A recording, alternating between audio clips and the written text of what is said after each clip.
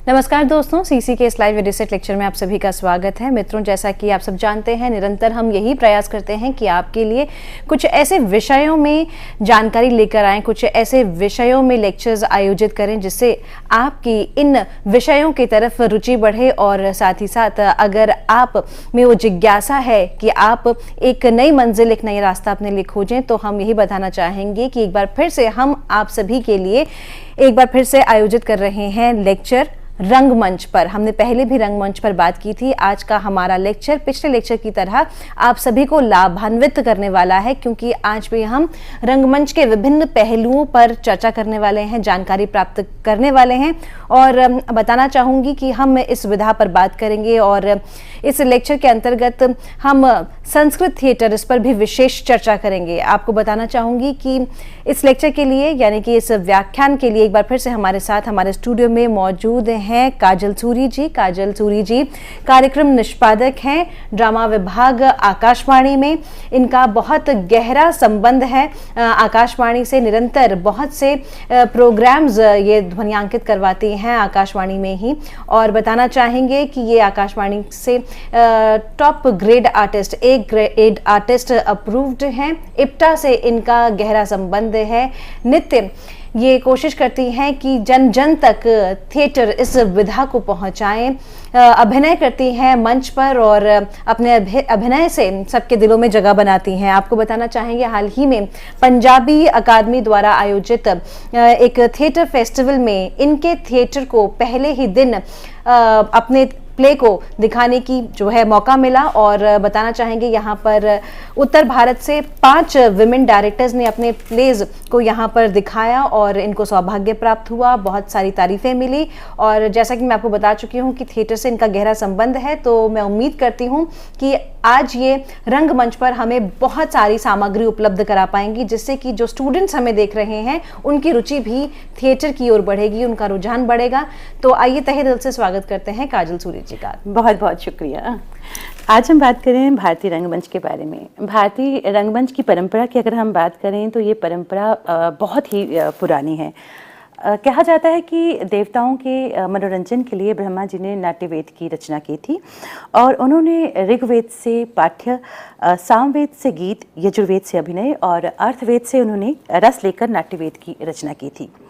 नाट्यशास्त्र की अगर हम बात करते हैं तो भरत मुनि ने नाटक से जुड़ी हर चीज़, चाहे वो संगीत हो, चाहे वो नृत्य हो, इन सबको इकट्ठा करके इनकी डिटेलिंग के बारे में, इनकी एक एक चीज़, चाहे वो नृत्य हो, चित्रकला हो, आपकी वेशभूषा हो, नाटक से जुड़ी हर चीज़ की डिटेलिंग उन्होंने नाट्यशास्त्र में की है। और नाट्यशास्त्र की जो रचना है वो लगभग 2500 साल पहले हुई थी। इसमें भरत मुनि ने नाटककार, सूत्रधार और अभिनेता को संबोधित किया है, क्योंकि नाटक की सफलता के लिए, किसी भी नाटक की सफलता के लिए नाटककार, सूत्रधार और अभिनेता का होना बहुत ज़रूरी है। नाट्यशास्त्र एक एनसाइक्लोपीडिया है जिसमें 37 चैप्टर्स है और हर चैप्टर में बहुत डिटेल में लिखा गया है नाटकों के बारे में। नाटक की एक एक विधा के बारे में इसमें डिटेल से लिखा गया है। प्राचीन काल के नाटककारों ने नाट्य कला को 2 भागों में बांटा है। खासकर अगर हम संस्कृत थिएटर की बात करें तो 2 भागों में बांटा गया है। एक है लोकधर्मी और एक है नाट्यधर्मी। लोकधर्मी नाटक ये है कि जिसमें जो पात्र है वो स्वाभाविक रूप से प्रस्तुत किया जाए, ताकि वो नेचुरल लगे, आर्टिफिशियल ना लगे। जो वो है उसको ही स्वाभाविक रूप से प्रस्तुत किया जाता है। लेकिन जो नाट्यधर्मी है, इसमें सिंबॉलिक यूज़ किया जाता है चीज़ों को। जैसे इसमें ज़्यादातर हाथों का इस्तेमाल किया जाता है, हाथ की मुद्राओं का ज़्यादा इस्तेमाल किया जाता है। और नाट्यधर्मी जो है ये लोकधर्मी की अपेक्षा सबसे ज़्यादा कलात्मक और इसे उत्तम माना जाता है। पुराने संस्कृत नाटकों में कविता के द्वारा सीन को डेवलप किया जाता था। अभी मैंने आज जैसे आपको बताया कि एक बार फिर से बताना चाहूँगी कि जो नाट्यधर्मी है इसमें ज़्यादातर हाथों का इस्तेमाल किया जाता है और ये ज़्यादा कलात्मक लगता है देखने में और इसको उत्तम माना जाता है। और हाथों से जो संकेत होते हैं उनको हाथों की मुद्राओं से दिखाया जाता है। और पुराने ज़माने में जो संस्कृत नाटक थे उनमें कविता के द्वारा सीन को डेवलप किया जाता था, डायलॉग फॉर्म में नहीं होते थे। ज़्यादा से ज़्यादा जो नाटक होते थे पुराने समय में, जो संस्कृत के नाटक खासकर होते थे, वो कविता की फॉर्म में होते थे, प्रोज की फॉर्म में होते थे। जर्मन नाटककार बर्टोल्ड ब्रेक्ट ने अपने नाटक में चीन, जापान और भारत की शास्त्रीय और लोक शैली को अपनाया है। इन्होंने, ये 20वीं सदी के नाटककार हुए हैं और उन्होंने जो भी नाटक किए उसमें उन्होंने चीन, जापान और भारत के शास्त्रीय और लोक नाटकों की शैली को अपनाया। उनका एक नाटक था दिलेर माँ, जिसमें एक जगह पर जो बूढ़ी माँ है वो बर्फ़ में फंसी हुई है और बर्फ़ ना पड़ रही है ना ठंड है, लेकिन वो ऐसा शो कर रही है, कांप रही है कि लग रहा है कि मंच पर तूफ़ान नहीं है, बर्फ़ नहीं है, लेकिन वो कांप रही है और ठिठुर रही है। उसी से वो अंदाज़ा हो रहा है कि बर्फीला तूफ़ान आ रहा है और ये दर्शक इस चीज़ को फील करते हैं, जबकि वो चीज़ें वहाँ पर नहीं हैं। वेस्टर्न कंट्रीज़ में नाटकों में सिंबल्स का इस्तेमाल किया जाता था, संकेतों का इस्तेमाल किया जाता था, और ये जो परंपरा है ये सदियों से चली जा रही है। जैसे एग्जांपल देती हूँ मैं आपको चीन का। चीन में पैकिंग ओपेरा एक बहुत ही फेमस रहा है इनका नाटक। इसमें अभिनेता इमेजिनरी डोर है, लेकिन डोर नहीं है, बस इमेजिनरी डोर खोलता है और एंटर करता है। एक पैर उठाकर अंदर आया, मतलब स्टेज पर ही है, लेकिन एक पैर उठाकर आया, इसका मतलब वो डोर उन्होंने क्रॉस किया है और रूम में एंटर हो गया है। इसी तरह से भंवर है कि भंवर में किश्ती फंसी हुई है, नाव फंसी हुई है, और जो उसको चला रहे हैं वो एक प्लेन फर्श पर चप्पू लेकर नाव को चला रहे हैं, और उनके हिलने डुलने से, उनके बात करने के तरीके से, झुकने से, ज़ोर लगाने से इस चीज़ का भ्रम पैदा हो रहा है कि भंवर में, किश्ती भंवर में फंसी हुई है। ये चीज़ें, सिंबॉलिक जो चीज़ें थी, ये इस तरह की चीज़ें संस्कृत नाटक में बहुत इस्तेमाल की जाती थी, और यही चीज़ें फिर धीरे धीरे बाहर भी गई। और इसी तरह जापान का एक 14 और 15 सेंचुरी का नाटक नो भी सिंबॉलिक है, और वहाँ उन्होंने ये किया थी कि उसमें अगर कोई बीमार दिखाना होता था उन्होंने, तो वो उसका किमोनो, जिसका चोगा होता है, आदमी को नहीं लिटाते थे, उसका चोगा ही ज़मीन पर लिटा देते थे। इसी तरह हम संस्कृत नाटकों की अगर बात करते हैं, आजकल तो ऐसा नहीं होता। आजकल तो नाटकों में चीज़ें इतनी टेक्निकल हमने इम्प्रूवमेंट हुई है कि आजकल हर चीज़ हम दिखाते हैं, चाहे वो आसमान से आ रहे हैं, चाहे जैसे हम दिखा रहे हैं कि कोई आसमान से आ रहा है, तो उन चीज़ों को हम दिखाते हैं, प्रॉपरली दिखाते हैं। बारिश का सीन हो, आग का सीन हो, तो ये चीज़ें हम दिखाते हैं, वाकई दिखाते हैं कि आग लगी है, बारिश हो रही है। लेकिन पहले खासकर संस्कृत नाटकों में ये चीज़ें नहीं होती थी। अगर करेक्टर आकाश में उड़ रहा है और हाथी पर बैठ रहा है, ये सब सिंबॉलिक होता था। हाथ की मुद्राओं के साथ इन चीज़ों को इस्तेमाल किया जाता था। एक और इंटरेस्टिंग बात ये है कि संस्कृत नाटकों में अगर मंच पर अंधेरा छाया हुआ होता था, तो जो मंच की जो रोशनी है उसको बुझाया नहीं जाता था, और उस जो रोशनी थी उसी में जो आर्टिस्ट है वो ऐसे मंच पर आता था तेज़ रोशनी में कि वो ऐसे एक्ट करता था कि जैसे बहुत अंधेरा है, जबकि मंच पर अंधेरा नहीं होता था, लेकिन दर्शक को ये फील होता था उसकी एक्टिंग से कि मंच पर अंधेरा है और ये अंधेरे में आया हुआ है। वो राह टटोलता हुआ आता था। कालिदास का जो नाटक है अभिज्ञान शकुंतलम, बहुत फेमस नाटक है संस्कृत का, और एक बहुत ही प्रसिद्ध है ये नाटक। और इसमें दिखाया है कि जो दुष्यंत है वो जंगल में रथ पे सवार होकर जा रहे हैं हिरण का शिकार करने के लिए, लेकिन मंच पे ना हिरण है ना रथ है, और शकुंतला है वो फूलों की बेलों में पानी डाल रही है और फूल तोड़ रही है। ये चीज़ें भी नहीं हैं। ये सारी चीज़ें सिंबॉलिक उस वक्त यूज़ करते थे, अपने जेस्चर्स के थ्रू, अपने हाथों के इस्तेमाल के ज़रिए इनका वो करते थे। आप संस्कृत नाटक की हम बात करें तो संस्कृत में एक ख़ास वर्ग जो है, एक ख़ास वर्ग के लिए वो नाटक होता था, और वो संस्कृत भाषा में ही नाटक लिखे जाते थे, और एक ख़ास वर्ग के लिए होता था, और ख़ासकर जो संस्कृत नाटक है वो राज दरबारों में किया जाता था। नाट्य शास्त्र जो है वो एक परफेक्ट एग्जाम्पल है, एक उदाहरण है इंडियन थिएटर का, और संस्कृत थिएटर के बारे में हमें ज़्यादा से ज़्यादा जो ज्ञान मिलता है, इसके बारे में जो हमें पता चलता है, वो नाट्य शास्त्र के ज़रिए ही हमें पता चलता है।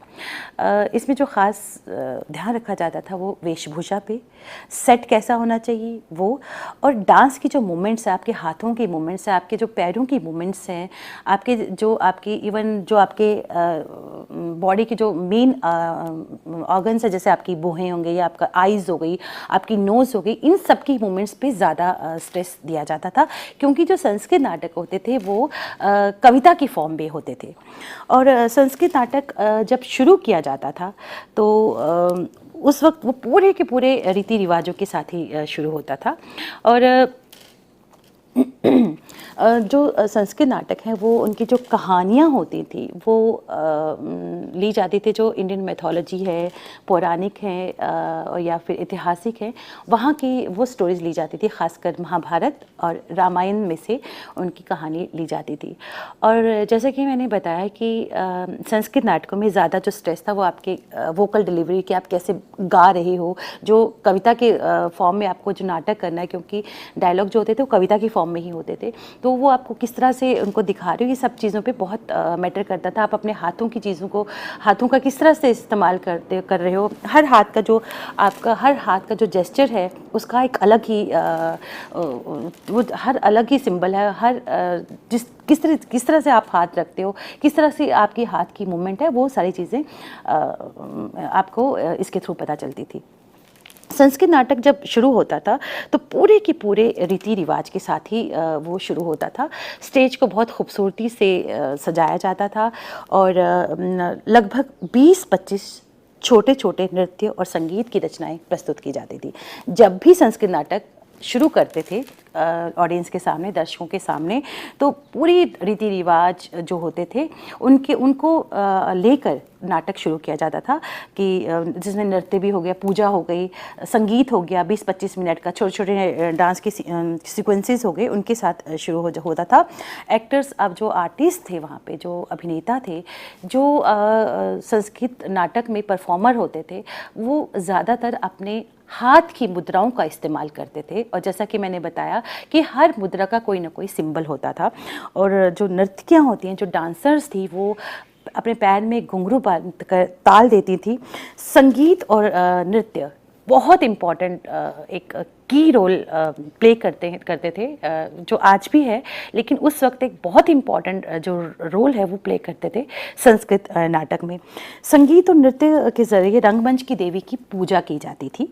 और पूजा की और इसका ये उद्देश्य होता था कि दर्शक जो नाटक देखने के लिए आया हुआ है वो पूरे मन से नाटक को देखने के लिए तैयार हो जाए। और जो रंगमंच है, जो स्टेज है जहाँ पे परफॉर्म होना है, नाटक जहाँ पे करना है, खेलना है, उसको गोबर से लीपा जाता था। और जो नाटक का सूत्रधार है, जो नाटक शुरू करने से पहले जो पूरी किस नाटक में क्या क्या हो रहा है वो स्टेज पर आता था, सफ़ेद कपड़े पहने, अपने 2 साथियों के साथ वो स्टेज पर आता था। उनमें से एक साथी ने पानी का कलश लिया होता था और एक ने कहा जाता है कि इंद्र देवता का वो जो झंडा है वो लेकर आता था, जो 4.5 हाथ लंबा होता था और बांस का होता था झंडा, और उसको घी और शहद में डुबोकर उसको खूबसूरत से कपड़े से उसको मढ़ा जाता था। ये 2 चीज़ें लेकर स्टेज पे आया जाता था। और जो सूत्रधार था वो पूरे स्टेज की परिक्रमा करता था और सफ़ेद रंग के जो फूल थे वो पूरे के पूरे स्टेज पर बिखेरता था। ये थी रंगमंच की पूजा, कि जब आप परफॉर्म करने जा रहे हैं उससे पहले आपको ये सब करना है, ताकि जो रंगमंच की देवी है वो खुश हो जाए, और जो काम करने वाले लोग हैं, जो अपना किरदार निभाने वाले हैं, वो कहीं कोई गलती ना करें, और जो दर्शक हैं वो भी बहुत खुश हो जाएं कि हमने बहुत अच्छा नाटक देखा है। रंगमंच के देवता को प्रणाम करके कलश को अपनी अंजलि में लेकर जो सूत्रधार था वो जो मंच पर पानी का छिड़काव करके मंच को पवित्र करता था, और फिर वो देवराज इंद्र का झंडा उठाकर उसे फूल अर्पित करते थे और फिर धरती को शीश नवाकर वो प्रणाम करते थे। ये प्रथा आज भी है। आज भी रंगमंच में ऐसा होता है कि रंगमंच की देवी को प्रसन्न करते हैं।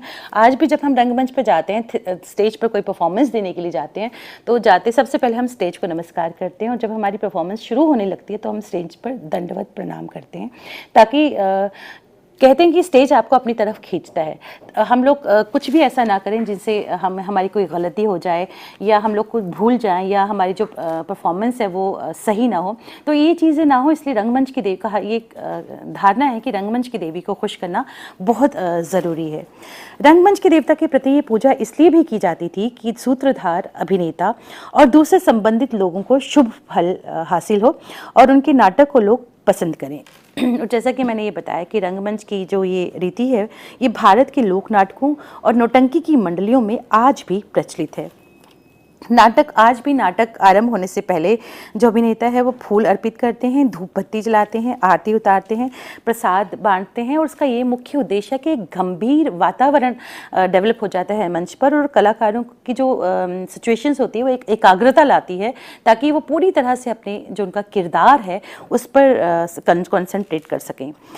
वंदना के बाद जब पूजा करते हैं स्टेज की, तो उसके बाद सूत्रधार नटी को बुलाता है और दर्शकों को कलाकार और नाटक जहाँ का ये नाटक है वहाँ के देश के बारे में, देश काल के बारे में दोनों मिलकर बताते हैं। सूत्रधार और नटी इस नाटक में क्या है, ये नाटक कहाँ का है, किस काल का है, ये सारी चीज़ें बताते हैं। जैसे एक एग्जाम्पल है, उदाहरण है कि जब संस्कृत नाटक अभिज्ञान शकुंतलम शुरू होता है, जब भी वो शुरू होता है उसके शुरू में सूत्रधार दर्शकों को कहता है, अरे हमारा दर्शक समाज बहुत सहृदय है, हम इनके सामने आज कालिदास का लिखा हुआ नाटक अभिज्ञान शकुंतलम को पेश करने के लिए जा रहे हैं।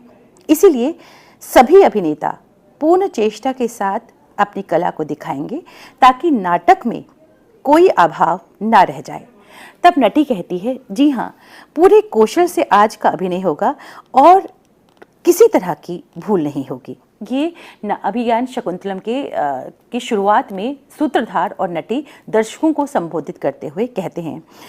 और संस्कृत नाटकों के वक्त जो अभिनेता थे वो अभिनय जो थे उनको उनके अभिनय द्वारा नाटक के अर्थ और भाव को प्रकट करते थे, वो 4 तरह के होते थे। जैसे आंगिक अभिनय के जरिए, आंगिक अभिनय का मतलब ये होता है कि अभिनेता शरीर के प्रधान और उप प्रधान जो अंग होते हैं उनकी भिन्न भिन्न मुद्राओं में निपुण होता है कि आपकी जो हाथ की हर मुद्रा है वो मुद्रा क्या इंडिकेट कर रही है, क्या दिखा रही है। तो ये बहुत ही इंपॉर्टेंट फैक्टर होता था उस वक्त के नाटकों में कि आपको अपने हाथ की जेस्चर्स करने हैं और वो हाथ की जो मुद्राएं होती हैं उसमें एक अभिनेता को निपुण होना होता था कि ये क्या क्या दिखा रही हैं ये मुद्राएं। और हाथ के जरिए जो अभिनय में संकेत होता था वो ऐसा होता था कि अभिनय की भाषा जानने वाला उन संकेतों को भली भांति समझ जाता था। नाट्य शास्त्र के मुताबिक एक हाथ से 24 तरह के भाव जो है वो दर्शाए जा सकते हैं कि अगर एक हाथ है उससे आप 24 तरह के इंडिकेशंस दिखा सकते हैं। आप बोलो नहीं, लेकिन उनसे जो आप जो आपका चाहे पताका हो, चाहे अर्ध पताका हो, चाहे अर्धचंद्र हो, ये नाटकों के ये हाथों के संकेत हैं। ये 24 तरह के भाव एक हाथ से दिखा सकते थे, लेकिन जो दोनों हाथों को इस्तेमाल करके आप 13 तरह के संकेत दर्शकों को दिखा सकते थे। जैसे नाट्यशास्त्र के मुताबिक ही जैसे पताका हाथ है जिसमें चारों उंगलियां एक साथ जुड़ी हुई हैं और जो अंगूठा है वो हल्का सा बेंट हुआ है, आधा मुड़ा हुआ है, जिसका ये मतलब है कि गर्मी बहुत है, वर्षा हो रही है, लहरें उड़ रही हैं, हवा उड़ रही हैं, पक्षियों की चहचहाहट हो रही है। तो ये पताका का ये इंडिकेशन था ये हाथ का कि चारों उंगलियां आपस में जुड़ी हुई हैं और जो अंगूठा है वो हल्का साथ झुका हुआ है। तो ये बताता है कि ये इन चीज़ों की तरफ संकेत करता है। उसी तरह जैसे अर्ध पताका है, जो पताका के साथ वाली उंगली है वो अगर हल्की सी मुड़ी हुई हो तो उसको त्रिपताका कहते हैं। और उसके ये भाव होते थे कि जैसे राज तिलक हो रहा है, बच्चों का कूदना हो रहा है, इस तरह की चीज़ों को, सिंबल को ये दर्शाता था। उसी तरह हाथ में उंगलियां और अंगूठा इस तरह, जो अर्धचंद्र था उसमें हाथ में उंगलियां और अंगूठा इस तरह मुड़ा होता था जो एक धनुष के कमान का आकार बन जाता है। इसका भाव है अर्धचंद्र, शंख, कंगन वगैरह। तो इसके अलावा संयुक्त हस्त में दोनों हाथों से ऐसी मुद्रा बनती थी जिनसे दोनों उंगलियां आपस में कंघी की तरह फंसी होती थी। और इसका मतलब ये होता था जैसे नींद खुलने के बाद जो आलस आता है वो इस चीज़ को इंडिकेट करता था। इस तरह हाथों से अलग अलग भाव प्रकट किए जा सकते हैं, जैसे रथ चलाना, रथ पे सवार होना, श्रेष्ठ दिखना। जैसे अभी आप जो ये स्लाइड देख रहे हो, इसमें भी एक जो दूसरी वाली स्लाइड है, वो जो हाथ की उंगलियां हैं वो ये बता रही हैं कि मोर है, कहीं पर मोर है। और जो इसके अलावा एक हाथ, जिसके साथ तीसरे नंबर की जो है स्लाइड, इसमें ये दिखा रहा है, जो हाथ की इंडिकेशन है ये दिखा रहे हैं कि आधा जो है चंद्रमा है। और अलग अलग मुद्राओं को दिखाया गया है इस स्लाइड में। और जैसा कि मैंने आपको बताया कि एक हाथ की जो मुद्रा, एक हाथ से आप 13 तरह के संकेत, 13 तरह की मुद्राएं बता सकते हैं, 13 तरह के संकेत दिखा सकते थे, और दोनों हाथों से 23 संकेत दिखाए जा सकते थे। ये तो था आंगिक, जो संस्कृत नाटक में बहुत ज़्यादा इसका बहुत इम्पॉर्टेंट एक रोल था। और सेकंड नंबर पे जो था वो था वाचिक। आंगिक के बाद जो बहुत ही इम्पॉर्टेंट था वो था वाचिक, कि आप डायलॉग्स को किस तरह से बोल रहे हो, आप कितने सुर में हो, जो आप कविता आप प्रोज जो कविता की फॉर्म में नाटक है उसको आप किस तरह से लोगों तक पहुंचा रहे हो, बोलने का आपका तरीका कैसा है, चाहे वो हास्य रस हो, चाहे वो श्रृंगार रस हो, चाहे वो वीर रस हो, सबको बोलने का जो अंदाज है वो आपका अलग अलग होता था।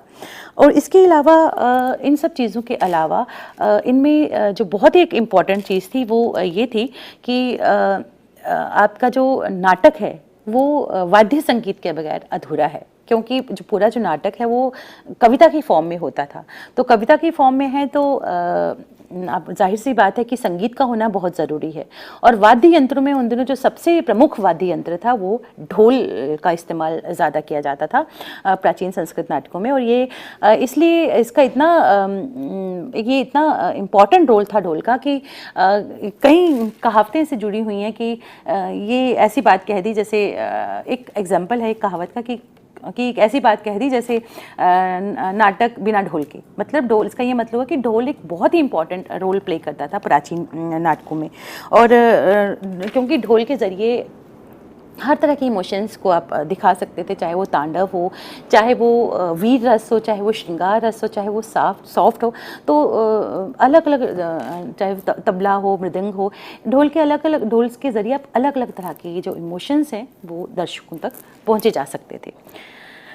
इसके अलावा संस्कृत नाटकों में जो बहुत ही इम्पॉर्टेंट एक रोल प्ले करते हैं वो है वेशभूषा, आपका अटायर, आपने किस तरह के कपड़े पहने। हालांकि जो मेकअप होता था, जो ड्रेस सेंस होती थी, जो आप कपड़े पहनते थे वो बहुत लाउड होती थी। कपड़ों और मेकअप के ज़रिए और वेशभूषा के ज़रिए आप किस तरह से नाटक को प्रेजेंट कर रहे हो, ये बहुत ही इम्पॉर्टेंट रोल था इन चीज़ों का। जैसा मैंने पहले बताया कि बहुत ज़्यादा लाउड होते थे उन दिनों ये जो भी आपका ड्रेस है जो आप पहन रहे हो। और देवताओं का अगर कोई किरदार निभा रहा है, किसी के देवता का किरदार निभा रहा है, तो उसके पूरे फेस पर, उसके पूरे बॉडी पे खासकर चंदन का लेप लगा दिया जाता था कि वो इंडिकेट करता है कि ये देवता है।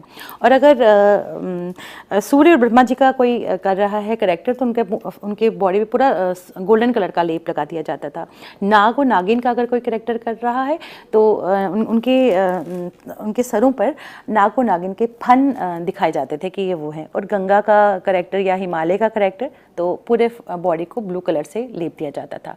तो ये बहुत ही इंपॉर्टेंट रोल प्ले करते थे, क्योंकि आप बोल रहे हो, आप एक्ट कर रहे हो, और इसकी वो तो आप कर ही रहे हो कविता की फॉर्म में, लेकिन जब परफॉर्मेंस की बात आती है तो आपका जो कपड़े हैं, आपके जो कॉस्ट्यूम्स हैं, आपका जो मेकअप है, वो भी एक की फैक्टर तो आज भी इम्पॉर्टेंट रोल प्ले करता है। लेकिन उन दिनों एक बहुत ही लाउड किस्म का कि लोगों तक पहुँचे, बहुत ही लाउड किस्म का होता था। और हर किरदार का एक स्पेसिफिक मेकअप दिया जाता था, स्पेसिफिक आभूषण दिए जाते थे, स्पेसिफिक कॉस्ट्यूम्स दिए जाते थे, ताकि वो उस करेक्टर को डिपिक्ट करें।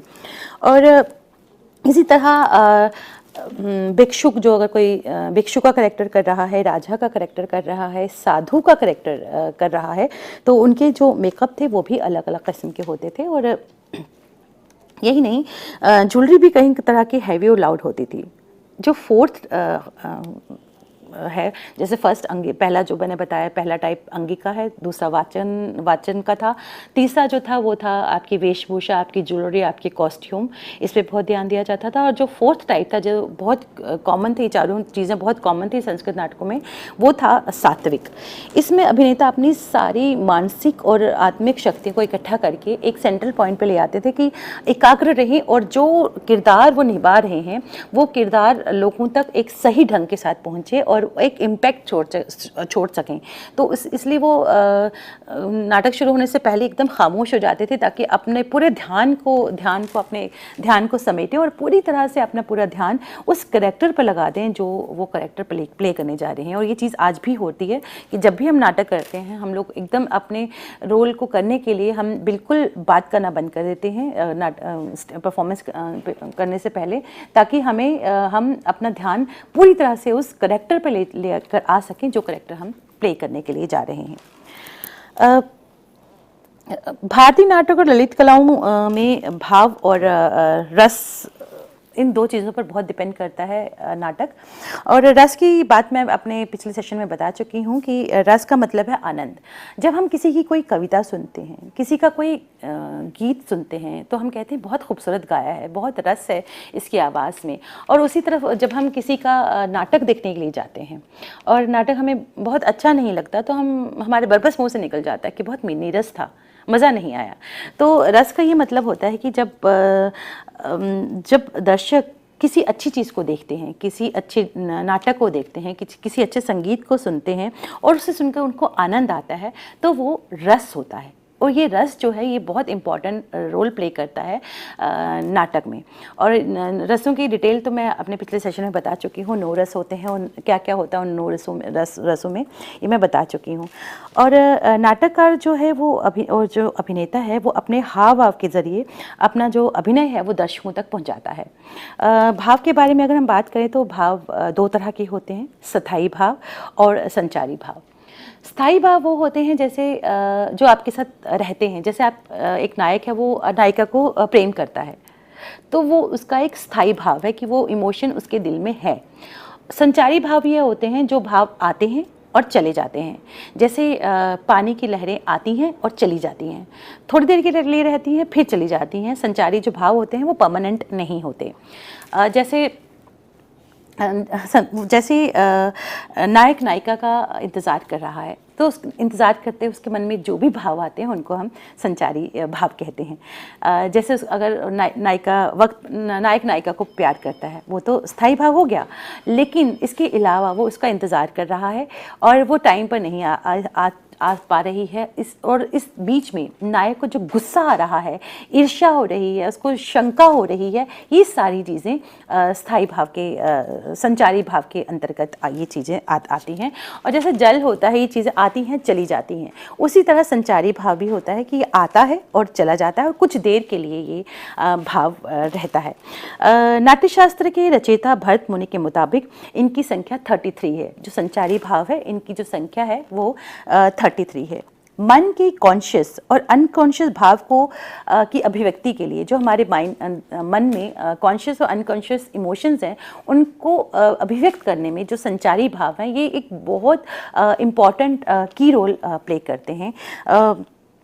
बहुत ही इम्पॉर्टेंट कि जैसे कोई गुस्सा आ रहा है, आप ईर्ष्या कर रहे हैं, आप डाउट कर रहे हैं, आप डर रहे हैं, आप थोड़ी देर के लिए खुश हो रहे हैं, ये सारे के सारे जो भाव हैं ये संचारी भाव के अंतर्गत आते हैं। और जैसे कि मैंने अभी बताया कि भरत मुनि जो नाट्यशास्त्र के रचयिता थे वो उन्होंने यही कहा था कि जो ये संचारी भाव है ये इसकी जो ये 33 किस्म के ये भाव होते हैं और ये बहुत इम्पॉर्टेंट होते हैं आपकी अनकॉन्शियस और कॉन्शियस जो आपकी इमोशंस हैं उनको दर्शाने में बहुत ही एक की रोल प्ले करते हैं।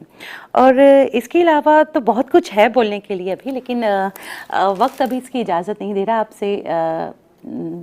मुझे यहीं हम लोग इस सेशन को ख़त्म करते हैं और अगले सेशन में हम डिटेल से संचारी भाव के बारे में बात करेंगे। तब तक के लिए शुक्रिया।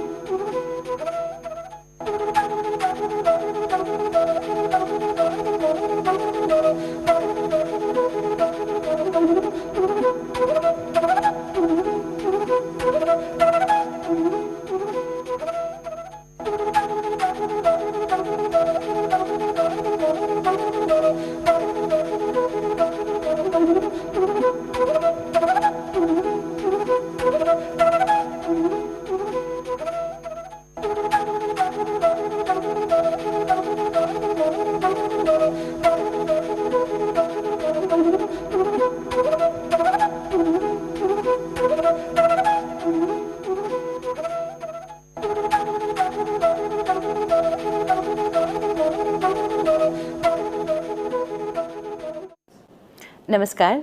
अपने पिछले सेशन में हम बात कर रहे थे नाटक में रस और भाव के बारे में। भाव के बारे में अगर हम बात करें तो जैसा कि मैंने बताया था कि दो तरह के भाव होते हैं, स्थायी और संचारी। और स्थायी जो भाव होते हैं वो भाव होते हैं जो आपके साथ परमानेंट रहते हैं। जैसे अगर नायक है कहानी का या नाटक का, वो अगर किसी नायिका को प्यार करता है, प्रेम करता है उससे, तो वो आपका एक स्थायी भाव है। और अगर उसको किसी चीज़ पे गुस्सा आ रहा है, क्रोध आ रहा है और वो किसी ईर्ष्या कर रहा है, उसको गुस्सा आ रहा है किसी चीज़ को लेकर, तो वो जो भाव होते हैं वो संचारी भाव कहलाते हैं। जैसे पानी की लहरें आती हैं और चली जाती हैं, इसी तरह संचारी भाव आते हैं और चले जाते हैं। आपके माइंड की जो कॉन्शियस और अनकॉन्शियस इमोशंस होती हैं उनको जाहिर करने में, उनको बताने में, ये जो संचारी भाव होते हैं इनेक्ट करने में एक बहुत इंपॉर्टेंट की रोल प्ले करते हैं। नाट्यशास्त्र के जो रचयिता हैं भरत मुनि, उनके अनुसार जो इस तरह के भाव हैं, इनका जो नंबर है वो 33 है।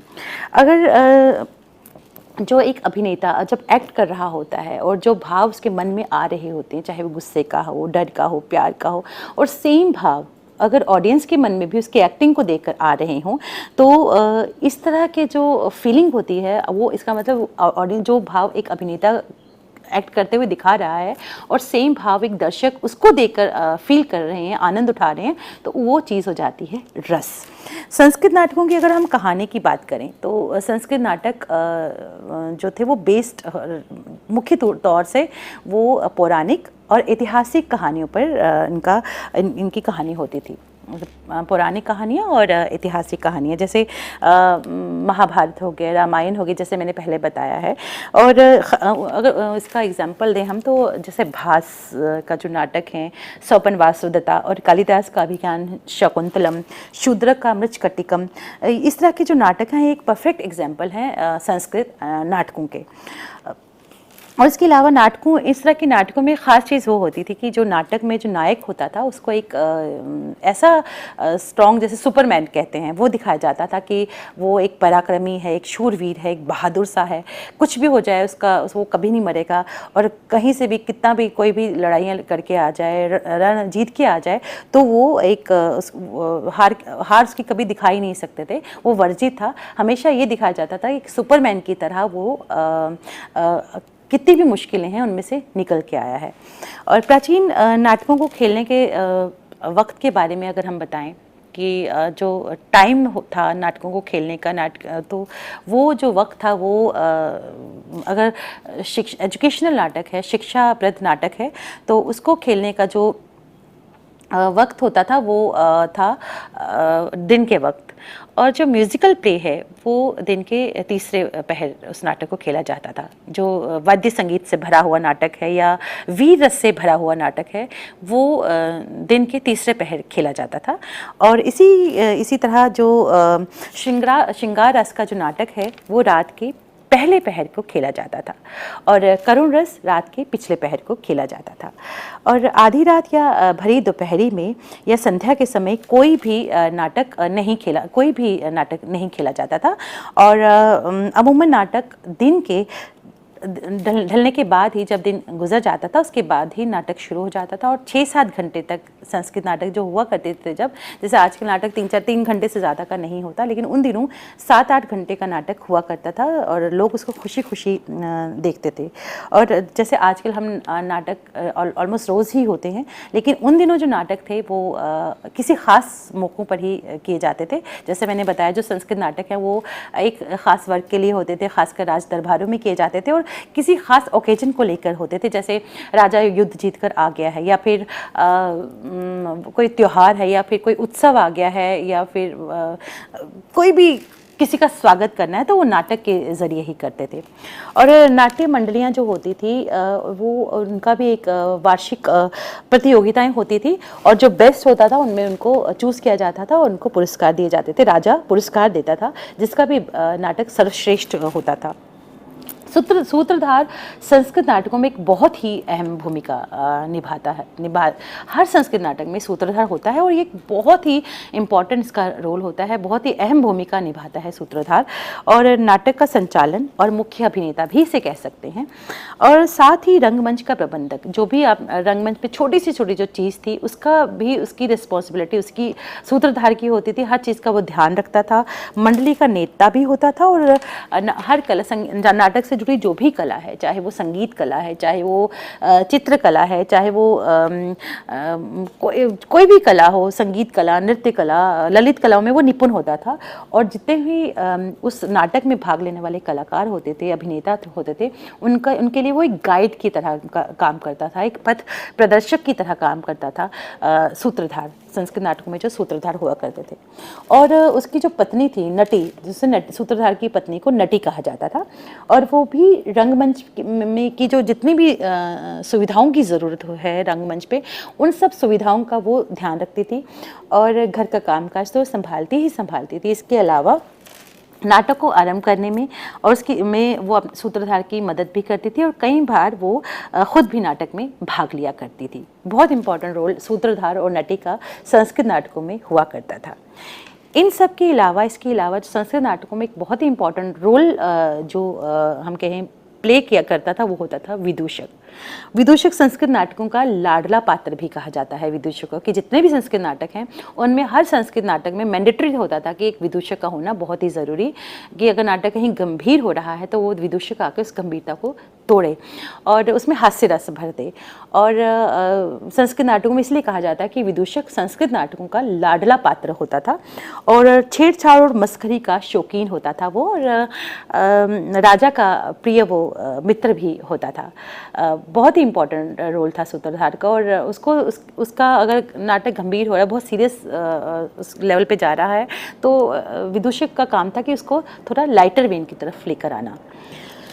प्राचीन संस्कृत नाटकों में जीवन का विराट और बहुरंगी चित्र प्रस्तुत होता था और दर्शकों की रुचियों को ध्यान में रखकर संस्कृत नाटक खेले जाते थे। और नाटक के बारे में कालिदास ने कहा है कि नाटक एक ही जगह पर अलग अलग प्रकार की रुचियों के लोगों को इकट्ठा करके उनका मनोरंजन करता है, कि जहाँ पे अलग अलग तरह के लोग आए हों, उन सब लोगों के सोर्स ऑफ एंटरटेनमेंट जो है वो लोगों को, क्योंकि एक नाटक में हर तरह की चीज़ होती है, उसमें म्यूज़िक लवर के लिए म्यूज़िक भी है, उसमें नाटक देखने जो डायलॉग या जैसे संस्कृत नाटक होते थे वो कविता की फॉर्म में होते थे, तो वो देखने के लिए भी लोग आए हैं। तो लोगों की जो भी जो रुचियाँ थी, वो सभी रुचियाँ इस नाटक के ज़रिए कंप्लीट होती थी। एक ही नाटक को अलग अलग रुचि के लोग आकर मिलकर देखते थे, यही कालिदास ने भी कहा। और 1789 की अगर हम बात करें तो एक बहुत ही फेमस प्ले राइट थे सर विलियम जोन्स, और ये संस्कृत नाटकों से इतने मुतासिर थे, भारत की संस्कृत के नाटकों से वो बहुत ज़्यादा मुतासिर थे। और उनका ये कहना था कि जो संस्कृत लैंग्वेज है इसका कोई भी मुकाबला नहीं कर सकता, चाहे वो ग्रीक हो। ग्रीक बहुत ही एंशिएंट लैंग्वेज कही जाती है, और उसके लिए भी इन्होंने कहा था कि ये एक जो संस्कृत लैंग्वेज है, ये कोई भी लैंग्वेज हो, कोई भी इसका मुकाबला नहीं कर सकता। वो इतने मुतासिर थे संस्कृत लैंग्वेज से। और उन्होंने कालिदास के अभिज्ञान शकुंतलम को नाटक को अंग्रेजी में ट्रांसलेट किया था, और पहली बार उन्होंने इस नाटक को अंग्रेजी में ट्रांसलेट किया, और इस संस्कृत नाटक को इंग्लिश में ट्रांसलेट करके पहली बार यूरोप के लोगों को संस्कृत नाटक के भंडार की झलक उन्होंने इस नाटक के ज़रिए दिखाई। इतने मुतासिर थे वो संस्कृत नाटकों से और इतने ज़्यादा इम्प्रेस थे कि उन्होंने इस नाटक को, जो कालिदास का बहुत ही फेमस नाटक है अभिज्ञान शकुंतलम, इस नाटक को इन्होंने इंग्लिश में ट्रांसलेट करके इसको यूरोप में प्ले किया और वह यूरोप के लोगों ने इसे देखा और उसको उनको संस्कृत भारतीय संस्कृति की झलक भी दिखी और संस्कृत नाटकों का क्या भंडार है भारत में वो भी उनको दिखा और बहुत ही पॉपुलर हुआ ये नाटक यूरोप में। इसके अलावा प्रसिद्ध जर्मन जो कवि थे गेटे, बहुत ही एक वेल नोन जर्मन कवि है और नाटककार हैं गेटे, वो भी अभिज्ञान शकुंतलम से इतने ज़्यादा प्रभावित थे कि उन्होंने अपना एक नाटक था उनका फाउस्ट, उसकी शुरुआत कालिदास के नाटकों की तरह की। बहुत ही फेमस कवि रहे हैं जर्मन के कवि और बहुत वेल नोन नाटककार रहे हैं, प्ले राइट भी रहे हैं। तो ये इतने मुतासिर हुए कालिदास के अभिज्ञान शकुंतलम से, जिस तरह की शुरुआत अभिज्ञान शकुंतलम में होती है, तो उन्होंने अपना जो फर्स्ट उनका जो इन्होंने अपना नाटक किया था फाउस्ट, उसकी शुरुआत भी उन्होंने बिल्कुल वैसी की जैसे कि अभिज्ञान शकुंतलम की होती है। तो हम ये कहेंगे कि पहली 9वीं सेंचुरी तक संस्कृत नाटकों का जो पीरियड था वो गोल्डन पीरियड कहा जाता है, एक सर्वश्रेष्ठ पीरियड कहा जा सकता है संस्कृत नाटकों का 9वीं सेंचुरी तक। उस वक्त 6 उच्च कोटि के प्ले राइट नाटककार हुए हैं, जिनमें शूद्रक, हर्ष, विशाखदत्त, ये 3 तो ये थे जो कि राजा थे। जो 6 प्ले राइट थे इस सेंचुरी के, जो गोल्डन पीरियड कहा जाता है संस्कृत नाटक का, इसमें शूद्रक, हर्ष और विशाखदत्त, ये 3 तो राजा थे और भास, कालिदास और भाबटे, ये जो थे ये राजा के नज़दीकी थे। तो ये 6 बहुत ही इंपॉर्टेंट जो पिलर्स कहे जाते हैं संस्कृत नाटक के, ये 6 थे। और 9वीं सेंचुरी का जो पीरियड था वो एक गोल्डन पीरियड था संस्कृत नाटकों का। इसके अलावा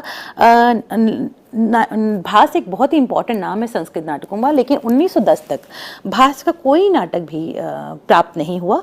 सिर्फ प्राचीन किताबों में ही उनके नाम का उल्लेख मिलता था कि भास ने नाटक लिखे हैं, भास एक प्ले राइट हैं, लेकिन इनका कोई भी लिखी हुई कोई भी चीज़ हमें नहीं मिली। लेकिन दक्षिण भारत के एक बहुत ही फेमस स्कॉलर रहे हैं गणपति शास्त्री, उन्होंने खोज किया, उनकी खोज का ही ये परिणाम है कि हम इस नाट्याचार्य की रचनाओं से परिचित हुए।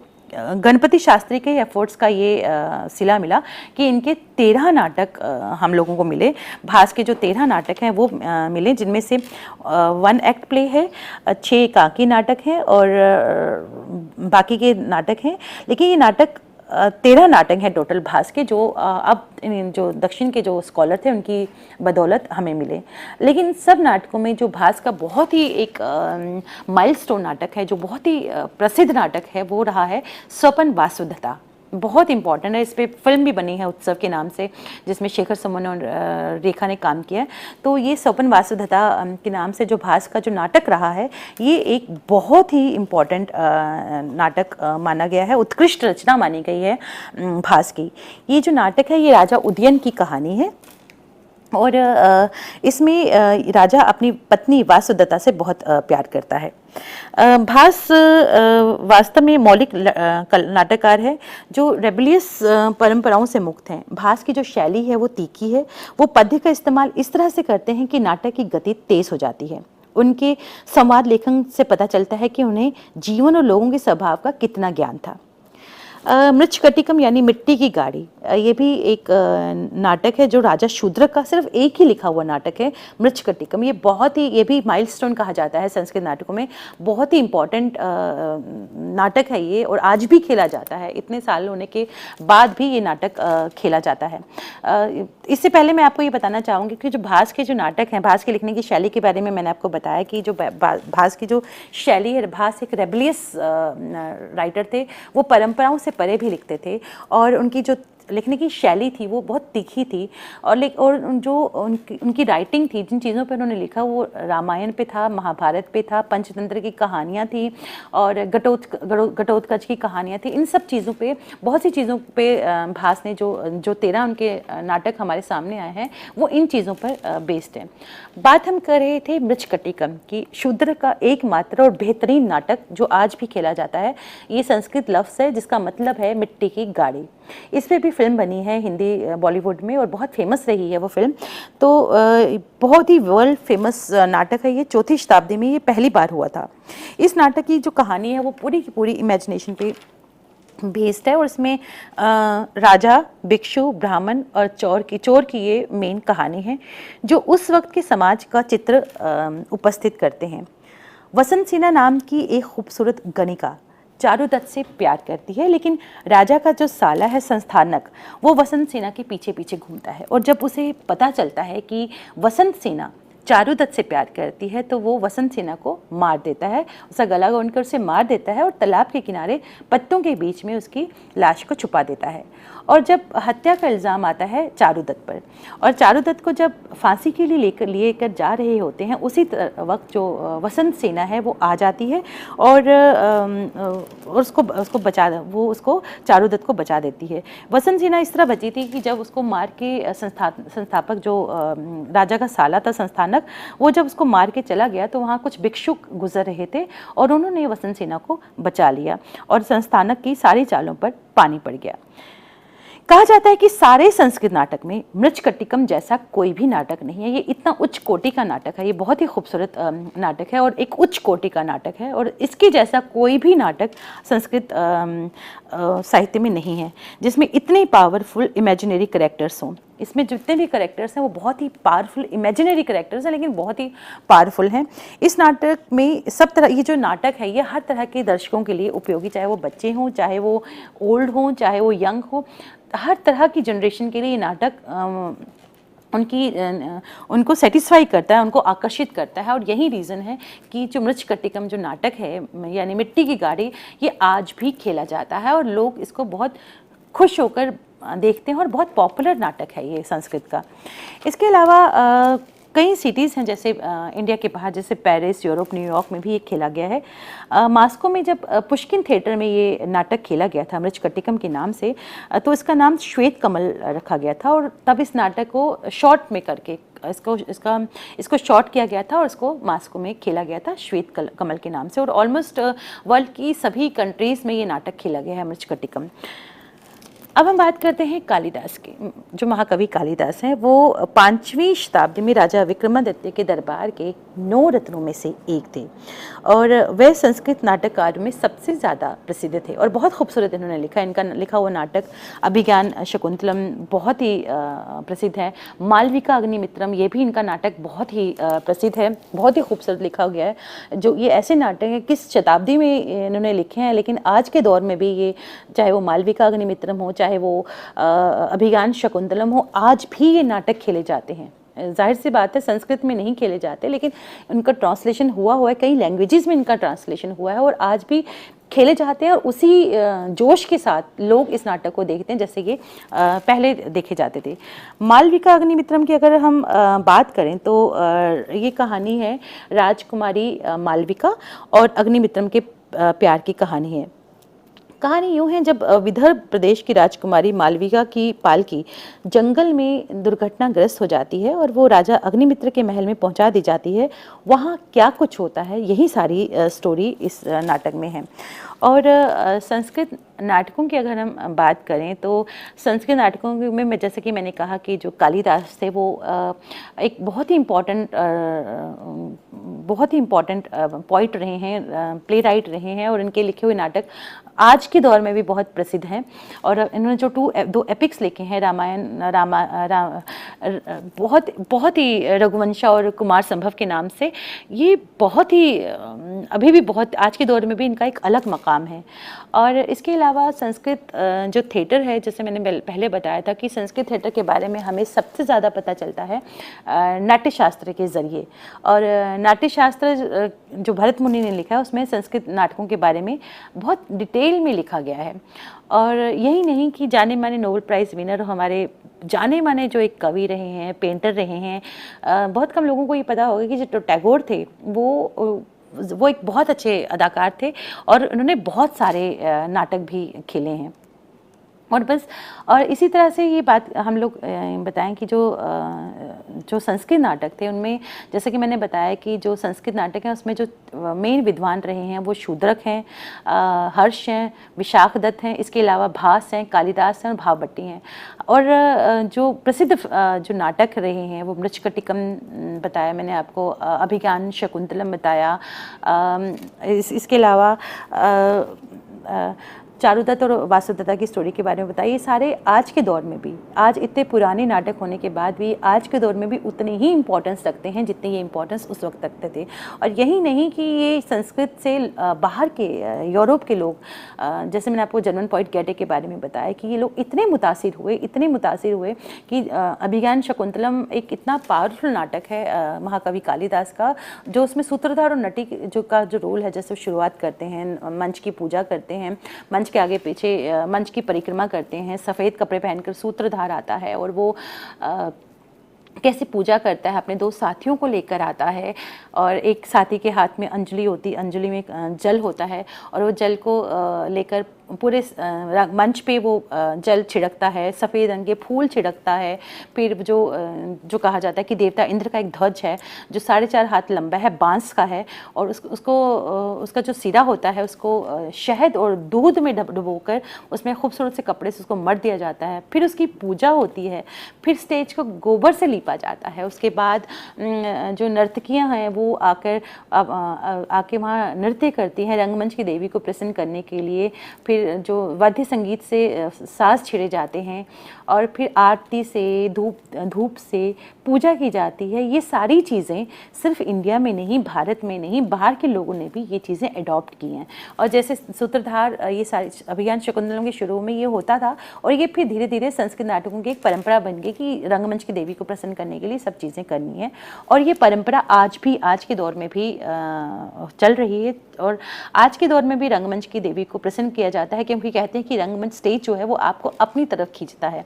और अगर आप रंगमंच की देवी को जैसा भगवान को खुश करने के लिए उनको पूजा करते हो कि भगवान हमसे कोई गलती ना करवाएं, हम एक सही रास्ते पर चलें, उसी तरह ये मानना है कि रंगमंच की देवी को खुश करने के लिए हमें उनकी पूजा करनी है। ये कोई नाटक शुरू करने से पहले इन सब चीज़ों को हमें करना है ताकि हमसे कोई गलती ना हो और जो दर्शक नाटक देखने आए हैं उनको वो नाटक नीरस ना लगे, वो एक रस लेकर, एक खुश होकर वो जाएं। और यही जैसे सूत्रधार और नटी भी जब नाटक की शुरुआत करते हैं तो नाटक के बारे में, अभिज्ञान शकुंतलम के बारे में वो किस तरह से, जैसे मैंने आपको बताया, किस तरह से वो दर्शकों को बताते हैं। तो ये सारी चीज़ें जर्मन जो कवि गेटे ने जब अपना नाटक फाउस्ट किया तो उन्होंने ये सारी चीज़ें अडॉप्ट की, सारी की सारी चीज़ें उन्होंने ये अडॉप्ट किया अपने नाटक में। यही नहीं, जैसे सर जॉन्स की जब हम बात करें, विलियम जॉन्स के एक बहुत जर्मन के एक बहुत जाने माने नाटककार रहे हैं वो, उनकी जब हम बात करें तो उन्होंने भी जब अभिज्ञान शकुंतलम को वो संस्कृत लैंग्वेज से, संस्कृत भाषा से वो इतने ज़्यादा मुतासिर थे कि उन्होंने जब ये जो नाटक शकुंतला है, इन्होंने इस नाटक को ट्रांसलेट किया अपनी फॉरेन इंग्लिश लैंग्वेज में और उस नाटक को यूरोपियन कंट्रीज़ में किया जहाँ पे लोगों को भारत की संस्कृति और भारत के संस्कृत नाटकों के भंडार के बारे में पता चला। जी, इसी के साथ हम धन्यवाद देना चाहेंगे काजल सूरी जी का, जिस तरीके से उन्होंने आज रंगमंच पर विशेष व्याख्या दी। उम्मीद करते हैं आप सभी आज के इस सेशन द्वारा, इस लेक्चर द्वारा ज़रूर लाभान्वित हुए होंगे और आगे चलकर भी हम रंगमंच पर और चर्चा करेंगे और बात करेंगे। काजल जी, हमने विभिन्न पहलुओं के बारे में जाना और हमने जाना कि किस प्रकार से वो समय जो निकल चुका है तब से जो है रंगमंच की उत्पत्ति हुई और धीरे धीरे कर जो है रंगमंच जो है हम सभी के बीच जो है वो लोकप्रिय हुआ है। संस्कृत नाटकों का एक बहुत ही इंपॉर्टेंट रोल है रंगमंच में। शुरुआत ही संस्कृत नाटकों से हुई है। जैसे कि मैंने आपको बताया कि संस्कृत नाटकों में 3 लोग बहुत इंपॉर्टेंट रोल प्ले करते थे, एक सूत्रधार, एक नटी और एक विदूषक। सूत्रधार तो मैंने बताया था, जैसे कि वो सूत्रधार जो है वो नाटक किस काल का है, किस देश का है, इस नाटक में क्या है, इसके बारे में वो दर्शकों को बताते थे। और सूत्रधार एक पिलर का काम करता था, अपने जो रंगमंच था उसके जो अभिनेता थे उनके लिए गाइड का काम करता था। और वो सारी ललित कलाओं में निपुण होता था, किस तरह वो पूजा करता था, लोगों को किस तरह प्रेरित करता था, दर्शकों को किस तरह सम्मोहित करता था कि वो नाटक देखें, इंटरेस्ट डेवलप करता था। उसी तरह जो उसकी वाइफ होती थी नटी, वो भी बहुत इंपॉर्टेंट रोल प्ले करती थी। वो घर का काम तो करती थी, लेकिन रंगमंच में जो सुविधाएं होती हैं, बेसिक सुविधाएं होती हैं, उनका भी बहुत ख्याल रखती थी, पूजा में मदद करती थी और कई बार वो भाग भी लेती थी नाटक में। विदूषक के बारे में मैंने बताया था, विदूषक को तो ये कहा जाता है कि संस्कृत नाटकों का लाडला पात्र, ये कहकर उसको उपमा दी जाती है कि जो विदूषक था वो संस्कृत नाटकों का लाडला पात्र था। और अगर संस्कृत नाटक कहीं टेंशन की तरफ जा रहा है तो उसका काम था कि उसको हास्य रस को लेकर आना, ताकि दर्शक थोड़ी देर के लिए अपना टेंशन भूल जाए और उसकी बातों से, जिस तरह से वो मस्खरापन करता है, छेड़छाड़ करता है, उनसे वो खुश हो जाएं, हंसने लगें। जी, तो ये खास बात थी विदूषक के बारे में। और भी बहुत कुछ है हमारे स्टूडेंट्स के लिए क्या आपके पास? इसके अलावा मैंने आप बताया था कि जैसे स्वप्न वासुदेवता की मैंने बात की, और इसके टाइम के बारे में एक बार फिर से बताना चाहूँगी कि जो नाटक होते थे, नाटकों का जो समय होता था, खासकर जो संस्कृत नाटक हैं, दिन के टाइम सिर्फ वो नाटक होते थे जिनमें जो शिक्षाप्रद नाटक होते थे वो दिन के टाइम होते थे। और म्यूज़िक और वाद्य और वीर रस से जो भरे हुए नाटक थे वो दिन के तीसरे पहर में हुआ करते थे। और श्रृंगार रस के जो नाटक थे वो रात के पिछले पहर, और श्रृंगार रस का जो नाटक होता था रात के पहले पहर, और करुण रस का जो नाटक हुआ करते थे वो रात के पिछले पहर में हुआ करते थे नाटक। और ये जो नाटक हैं, जो संस्कृत नाटक हैं, ये एक खास वर्ग के लिए होते थे। और ये कोई किसी खास मौके पर, ये नहीं कि रोज़ नाटक हो रहा है, कोई ख़ास मौका हो, कोई ख़ास त्यौहार हो, राजा ने युद्ध जीता है या कोई किसी का स्वागत करना है, उस वक्त ये नाटक किए जाते थे। और इसके अलावा उस वक्त ये ख़ास तौर पे नाटक किए जाते थे। और इसमें वही सूत्रधार और विदूषक का बहुत ही इम्पॉर्टेंट रोल होता था। और इसके अलावा जो नाटक हैं, जो संस्कृत नाटक हैं, ये रामायण, महाभारत, पौराणिक कथाओं, ऐतिहासिक कहानियों पर निर्भर करते थे। और इनमें ये होता था कि जो कुछ भी हो जाए, जो नायक है, नाटक का जो नायक है, वो हमेशा शूरवीर, बहादुर, पराक्रमी, वो वीक हो ही नहीं सकता। उसको वीक दिखाना ही बहुत वर्जित था कि वो नाटक का जो नायक है वो कभी भी किसी भी हालत में कमज़ोर नहीं हो सकता। और आखिर में जो नायक है उसको, वो चाहे कितना भी संघर्ष करना पड़े, लेकिन उसको आखिर में जीतना ही जीतना है। तो जैसे अभी चारुदत्त और वसंत सिन्हा की कहानी बताई मैंने आपको कि इतना होने के बाद भी उसको वो फांसी देने के लिए जा रहे हैं, लेकिन आखिर में वो आ जाती है और उसको बचा देती है, क्योंकि इसको खुद बचाया होता है। तो ये दिखाया कि नायक को मरना नहीं है। तो ये चीज़ बिल्कुल वर्जित थी दिखाना, उसको एक बहादुर इंसान बनकर ही लोगों के सामने दिखाया जाता था। तो कह सकते हैं कि उस समय जब थिएटर की उत्पत्ति हुई तो हमारे पास एक उद्देश्य था, और उद्देश्यपूर्ण थिएटर ही उस वक्त किया जाता था।